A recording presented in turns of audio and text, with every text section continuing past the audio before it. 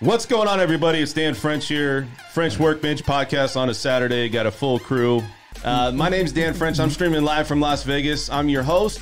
This is the most real and behind-the-scenes information regarding financing, real estate, money talk, entrepreneurs here in Las Vegas through on-job experience in Las Vegas. We are the podcast of the stars. And if you guys like the content, please hit the subscribe button. Also hit the like button. We want to hear from you guys. A lot of these homes that you're looking at, are they... what's the price range? What's the top end for you guys? Is there like a cap of what you guys go up to? So with what we do, our budget is whatever our clients can afford. Wow. Yeah. So how much money you have? That's really that's really what they can do. That's crazy. What's the highest home you guys customly built?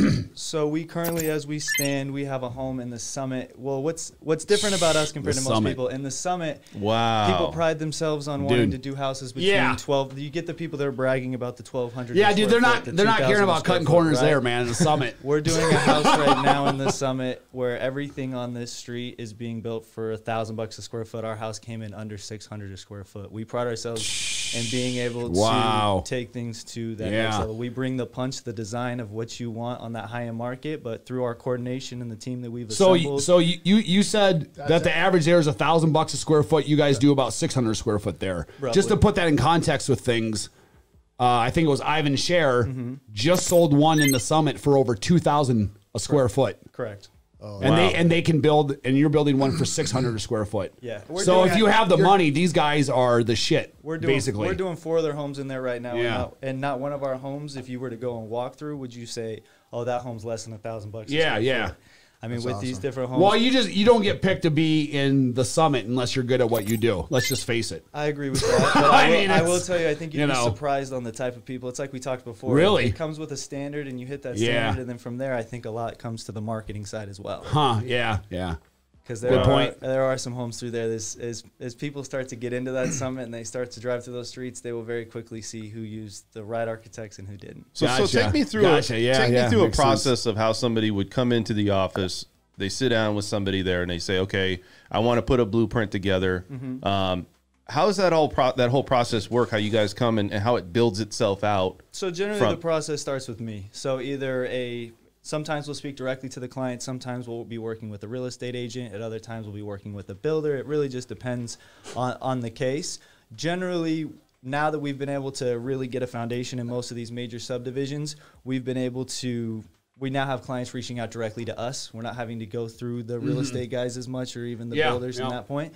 So a client will reach out to me. They'll say, hey, I'm looking, either they'll have already found their lot or they're looking to find the right lot for what they're doing. I'll be honest, it definitely helps in the process if you reach out and lock in that architect before you pick your lot. What we're finding a lot now is that people will come to us and they'll say, hey, I want to build this 7,000 square foot house. It's very linear. And then they'll tell us they bought their lot in McDonald Highlands. It's extremely deep and very narrow. And it's like, we can't put this house on this lot for you. Yeah, I got you. So it's getting us involved and helping us put together some schematic stuff on the front end just to kind of understand the shape and what you're looking for helps a lot. So you're where the process begins. Very much. Do you ever have anybody object to working with somebody right out of high school? I will tell you, I have had some. Well, I can tell you, Cody, you may be 27, man, but after speaking with you at length this morning, you very much know what you're doing. I appreciate Don't that. let the face fool you. He's married, 2 kids, families from this. Yeah, but Cody. You're in that role for a reason, man. You're good at what you do. So very knowledgeable, man. No, I appreciate that. Look young while you can. Because gotta take advantage as long as you can. Yeah, because I don't care who you are, it's going to work against you eventually. It's going to change, that's for sure. So people out there, they're always looking at like these multi-million-dollar homes. Is there anything south? You guys do homes, you said, what, 3 to $1 million, right? It's not even necessarily a price point. We focus mainly on custom homes between 5,000 square feet and above. Okay. That's really where it starts. So there's nothing probably at 5,000 square feet below, I would say, what, 2 million? Yeah, roughly. You're probably right in there. If you say 5,000 square feet, most of these homes is a good starting point. When I say $400 a square foot, that's a very nice home. That's a home to the standard that we like to design at, and that's a very, very well put together. Dude, that's a great price for ultra luxury. Yes. Really good price for it. You know that, especially new. Yep. let alone new. One mistake that people make as well with their price per square foot is they don't necessarily understand their lot, right? So with certain subdivisions come certain types of lots. If you get a flat lot, then obviously there's not the dirt work, the groundwork that comes with it. Right. You get one of those step lots, or you get a lot that's hanging off the side of a hill or things like that, then you obviously know that your price per square foot is going to go up. Yeah. And so it's just understanding. That's like I said, when it comes back to, if you get involved with an architect early on, one thing that's key to an architect is they're kind of like the quarterback. They have the connections to everything, right? So the engineers, they all, I mean, yes, the client's paying for those engineers, but those engineers that's the game they do, man. Right? It's like anything. You want to get something done, hire somebody who knows what the hell they're doing and has I mean, that's really the name of the game. You know? Do you ever get do you ever get people asking for basements or anything like that up in those hills? Yeah, so really basements become big for garage space. Yeah. Where you start to get into the subterranean stuff. I got you where you got the garage. Right. Correct. Yeah, that's sick, dude, isn't it? It's crazy if it's going to sound. I mean, I would if I could. You get on these half-acre lots, and people want a 10,000 square foot house. So you want a 10,000 square foot house, you're going to take up your whole lot. So it doesn't have any place for garages. So you got to get creative when it gets to that side of things. Huh. I did one over in Lake Las Vegas. He had a 10-car lot under 10-car garage underneath his house. So, just curious, what does that cost to dig down in this ground to have something like that done? I'll tell you a story about a guy I was talking with in Summit the other day. Okay. And he built he was one of the first houses to be built in Summit. Beautiful house. It's a Santa Barbara style, around 7,000 square feet. But he built a 4-car garage. And in the moment, with what we do, 4-car garage is a minimum.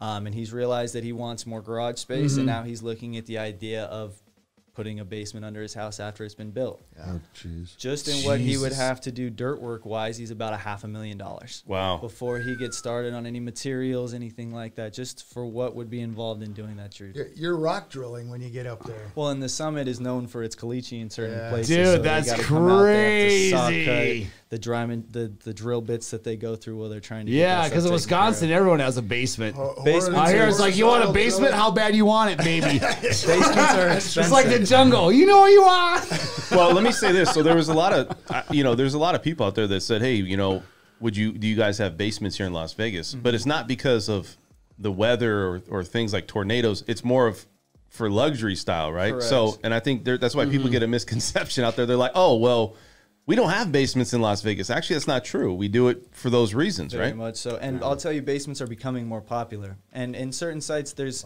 really, a lot of it comes down to the site. So if you have a site that's on the side of a mountain, then you probably are going to be dealing with some caliche and some hard rock. If you have a lot that's a little bit more centralized in the center of the valley, then you're probably working with some fill, and then the basement isn't as big of a deal. Right. In that sense. Right. So it really comes down to that lot choice. Gotcha. So, you look at, let's talk a little bit about the whole new home process and go back to that. So somebody sits in the office with you, you have an architect. I mean, what does the process take before you start to, break ground? So to start the process, I get with the client, I meet with them, we kind of go through their wish list, get an understanding for what they're trying to accomplish. If they already have a lot, if they don't have a lot, kind of just narrowing all those things out, size, budget. Do you want a great room setup? Are you looking for the formal living room, formal dining? Just getting an overall understanding for the project in itself.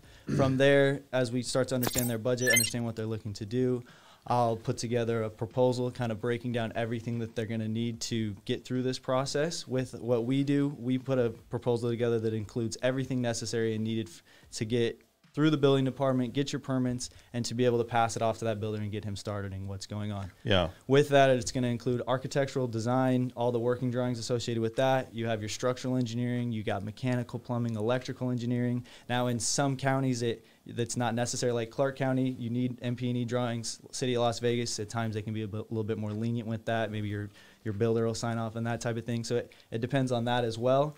City of Henderson, you're going to need those MP&E drawings as well. Then you have your civils, geotechnical, and then depending on the subdivision, you may need landscape as well. With that, we put that all under one contract. That way you're not having to worry about, a lot of times in town, what will happen is you sign your architect up and he'll tell you, well, it's going to be about $1.50 for structural engineering. It's going to be about $1 a square foot for this, so on and so forth.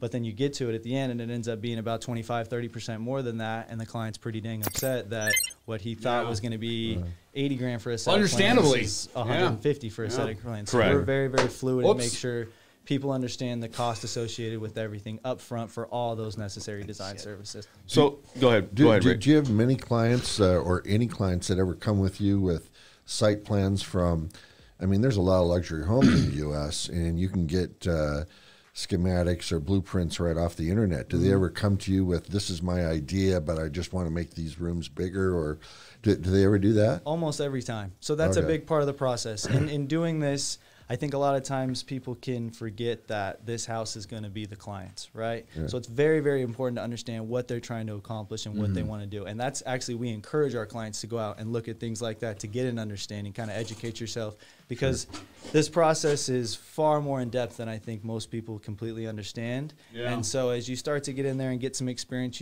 most of the time you don't understand what you don't like till you see something, right? Right. And so if you have a starting point and you understand, okay, I like this aspect of this floor plan, I don't like this or that, then we can come in, bring our expertise, and show you what we know about as well. That sounds good.